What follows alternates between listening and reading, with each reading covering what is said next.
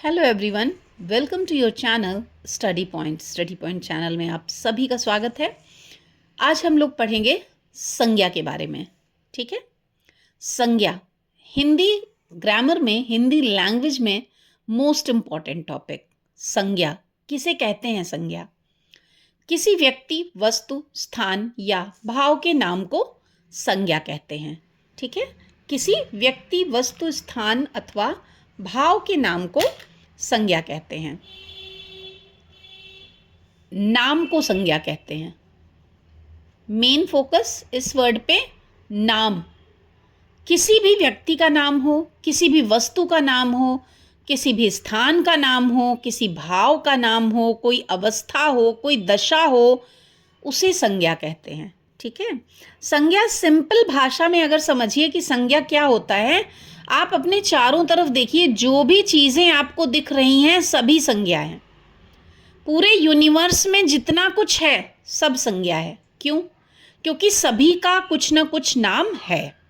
ठीक है, चाहे वो पहाड़ हो, पर्वत हो, बादल हो, ठीक है, सूरज है, चंद्रमा है, पेड़ है, आपके घर में आप कमरे में बैठे हुए हैं, पंखा है, टीवी है, दीवार है, घड़ी है, बेड है, सोफ़ा है, कुर्सी है, ये सभी वस्तुएं चाहे वो निर्जीव हों या सजीव हों, सभी का कुछ ना कुछ नाम होता है, इसलिए ये सभी संज्ञा हैं। ठीक है, जब परिभाषा लिखने के लिए आएगी या परिभाषा पूछी जाएगी तो आप यही लिखेंगे, किसी व्यक्ति, वस्तु या स्थान के नाम को, या स्थान या भाव के नाम को संज्ञा कहते हैं। ठीक है, जैसे राम किसी व्यक्ति का नाम, किताब किसी वस्तु का नाम, आगरा स्थान का नाम, मिठास एक स्वाद है, एक भाव है, आदि। इन्हें क्या कहते हैं? इन्हें संज्ञा कहते हैं। तो संज्ञा क्या है? संज्ञा कोई भी चीज़ जो आप अपने आसपास देख रहे हैं सभी संज्ञा हैं, क्योंकि सभी का कुछ ना कुछ नाम है। इसीलिए इंग्लिश में naming words are called noun. संज्ञा को इंग्लिश में क्या कहते हैं? नाउन कहते हैं, और नेमिंग वर्ड्स को नाउन कहते हैं। All naming words are noun. Okay, naming words यानी जितने भी नाम हैं वो सभी संज्ञा हैं। ओके चिल्ड्रन, अब देखिए संज्ञा के भेद कितने होते हैं। संज्ञा किसे कहते हैं ये तो हमने समझ लिया कि किसी का भी नाम, किसी भी व्यक्ति, वस्तु, स्थान अथवा भाव के नाम को क्या कहते हैं? संज्ञा कहते हैं। संज्ञा के 3 भेद होते हैं। ठीक, व्यक्तिवाचक, जातिवाचक और भाववाचक। संज्ञा के 3 भेद होते हैं, व्यक्तिवाचक संज्ञा, जातिवाचक संज्ञा, भाववाचक संज्ञा। ठीक है, इंग्लिश में नाउन के हमने 5 काइंड्स पढ़े थे। पार्ट्स ऑफ स्पीच का मैंने वीडियो डाला था, उसमें आपने नाउन के 5 काइंड्स पढ़े थे। ठीक है, हिंदी में संज्ञा के 3 भेद होते हैं, व्यक्तिवाचक, जातिवाचक और भाववाचक। ठीक है, अगर आपको नाउन का वीडियो चाहिए तो आप मेरे पिछले वीडियोस में जाएं।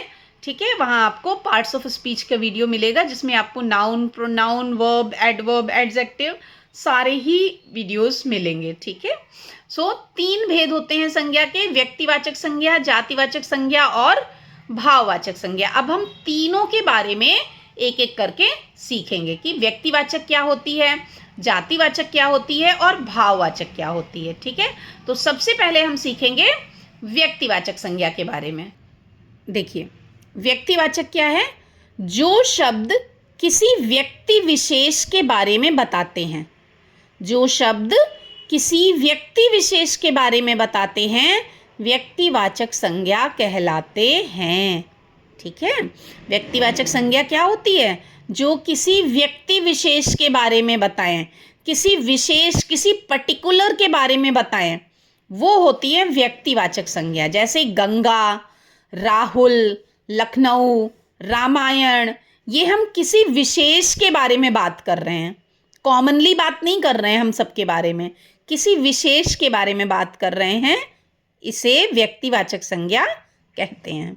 ठीक है, तो जब भी पर्टिकुलर के बारे में बात होती है, किसी भी particular place, particular person, particular thing के बारे में बात होती है, वहाँ उसे हम व्यक्तिवाचक संज्ञा कहते हैं। जहाँ पर स्पेशलाइजेशन हो, ठीक है, किसी स्पेशल नाउन के बारे में बात हो रही, किसी स्पेशल पर्सन के बारे में बात हो रही है, ठीक है, उसे हम कहते हैं व्यक्तिवाचक संज्ञा, जिसका हम कॉमनली यूज़ नहीं करते, जिन वर्ड्स को किसी पर्टिकुलर के लिए यूज़ करते हैं, ठीक है। गंगा, सभी को गंगा नहीं कहते हैं, सारी नदियों को गंगा नहीं कहते हैं, हर लड़के को राहुल नहीं कहते हैं, हर शहर को लखनऊ नहीं कहते हैं, हर किताब रामायण नहीं होती, हर ग्रंथ रामायण नहीं होता, ठीक है। तो ये होते हैं व्यक्तिवाचक संज्ञा, जो किसी विशेष व्यक्ति, वस्तु या स्थान के बारे में हमें बताते हैं, ठीक है। नाउ नेक्स्ट जातिवाचक संज्ञा के बारे में समझेंगे कि जातिवाचक क्या होती है। ये देखिए, जातिवाचक संज्ञा क्या होती है? जो शब्द किसी व्यक्ति, वस्तु या स्थान की संपूर्ण जाति का बोध कराएं, किसी एक पर्टिकुलर पर्सन या पर्टिकुलर थिंग का बोध ना कराएं, हमें संपूर्ण जाति के बारे में बताएं, उसकी पूरी जाति के बारे में बताएं, उसे कहते हैं जातिवाचक संज्ञा, ठीक है। जो शब्द हमें किसी भी व्यक्ति, वस्तु, स्थान के पूरी जाति का बोध कराते हो, पूरे जाति समूह का बोध कराते हो, उसे कहते हैं जातिवाचक संज्ञा। जैसे कि नदी, नदी, बहुत सारी नदियां होती हैं, नदी एक नहीं है, नदियां बहुत सारी हैं, तो नदी जातिवाचक संज्ञा है कि हम नदी के बारे में, नदियों के बारे में बात कर रहे हैं, नदियां तो बहुत सारी हैं, तो नदी जातिवाचक संज्ञा। इसी तरह से शहर, शहर भी बहुत सारे हैं, शहर भी जातिवाचक संज्ञा है, ठीक है। शहर बहुत सारे हैं, लेकिन लखनऊ, कानपुर, आगरा, मुंबई, दिल्ली, ये सभी किसी पर्टिकुलर शहर के नाम हैं, तो वो व्यक्तिवाचक संज्ञा है, लेकिन शहर शब्द जातिवाचक संज्ञा है। इसी तरह नदी जातिवाचक संज्ञा है, क्योंकि नदियां बहुत सारी हैं, लेकिन गंगा, यमुना, गोमती, कृष्णा, कावेरी, ब्रह्मपुत्र, सतलज, ये सभी नदियां जो हैं, ये नदियों के नाम हैं। हर नदी को गोमती या गंगा नहीं कहते हैं, गोमती पर्टिकुलर नदी का नाम है, तो गोमती, गंगा, कृष्णा, कावेरी, ये सब व्यक्तिवाचक संज्ञा हैं, लेकिन नदी शब्द जातिवाचक संज्ञा है, ठीक है। किताब, किताब भी जातिवाचक संज्ञा है, क्योंकि बहुत सारी किताबें होती हैं, ठीक। लड़का, लड़का भी जातिवाचक संज्ञा है, लेकिन राहुल किसी पर्टिकुलर लड़के का नाम है, तो राहुल व्यक्तिवाचक संज्ञा है, जबकि लड़का जातिवाचक संज्ञा है। लड़की, औरत, आदमी, ये सभी जातिवाचक संज्ञाएं हैं, ठीक है, ये सभी जातिवाचक संज्ञाएं हैं, लेकिन अगर किसी पर्टिकुलर का नाम है तो वो व्यक्तिवाचक संज्ञा होती है, ठीक। आदमी, औरत, लड़की, लड़का, बच्चे, अध्यापक, ये सभी जातिवाचक संज्ञाएं हैं, ठीक। किसी का नाम है वो व्यक्तिवाचक संज्ञा, पर्टिकुलर नेम जो है वो व्यक्तिवाचक संज्ञा होती है। बाकी जो शब्द किसी समूह के लिए यूज़ किए जाते हैं, सभी के लिए यूज़ किए जाते हैं, वो जातिवाचक संज्ञा होते हैं। Now next and the last, भाववाचक संज्ञा। भाववाचक संज्ञा क्या होती है? भाववाचक संज्ञा होती है जो शब्द की दशा, अवस्था अथवा भाव का बोध कराएं।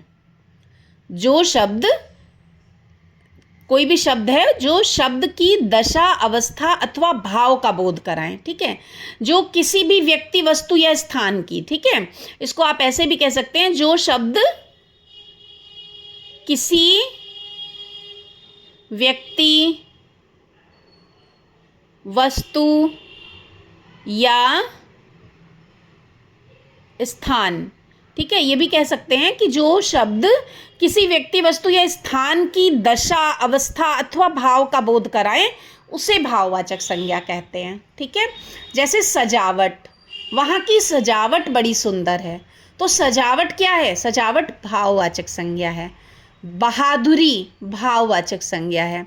बचपन, बुढ़ापा, मिठास, खटास, कड़वाहट, ठीक, ये सभी भाववाचक संज्ञाएं हैं। भाववाचक संज्ञा क्या होती है? भाववाचक संज्ञा कोई गुण, कोई दोष, ठीक है, कोई भाव, यानी कि हमारा फीलिंग, इमोशंस, ये होते हैं भाववाचक संज्ञाएं, ठीक है, जो किसी भी भाव का बोध कराएं, किसी दशा, अवस्था का बोध कराएं, वो होती है भाववाचक संज्ञा, ठीक है। सैनिक बहुत बहादुरी से लड़े, बहादुरी, बहादुरी भाववाचक संज्ञा है। बहादुरी एक अच्छा गुण है, ईमानदारी एक अच्छा गुण है। ईमानदारी, ईमानदारी दिखती नहीं है, ईमानदारी दिखती नहीं है। ईमानदारी क्या है? एक क्वालिटी है, एक गुण है किसी का। तो ईमानदारी भी संज्ञा है, लेकिन भाववाचक संज्ञा है। क्यों?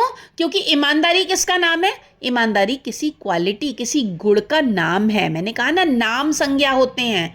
सजावट भी हमने किसी भी डेकोरेशन जो हुआ है, हमने उसको नाम दिया सजावट। ये भी भाववाचक संज्ञा है, जो हम देखते हैं। भाववाचक संज्ञा क्या होती है? जिसको हम देख के महसूस करते हैं, ठीक है, वो होती है भाववाचक संज्ञा। तो इस तरह से संज्ञा और उसके भेद कंप्लीट हुए। ठीक है, आज हम लोगों ने सीखा संज्ञा किसे कहते हैं, संज्ञा के कितने भेद होते हैं, और संज्ञा के भेदों के बारे में भी हमने सीखा। ठीक है, बहुत जल्दी नेक्स्ट वीडियो के साथ मिलेंगे। आज के लिए बस इतना ही। Till then, bye bye everyone.